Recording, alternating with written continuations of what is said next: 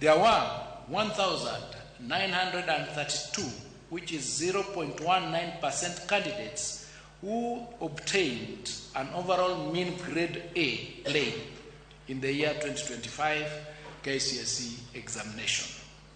This is an improvement as compared to 1,693, which is 0.18% candidates who scored plain A in 2024.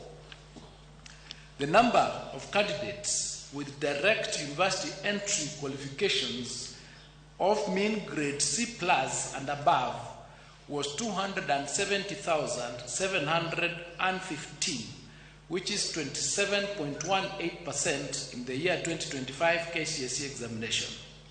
This is an improvement compared to 246,391, which was 25.53% in the year 2024.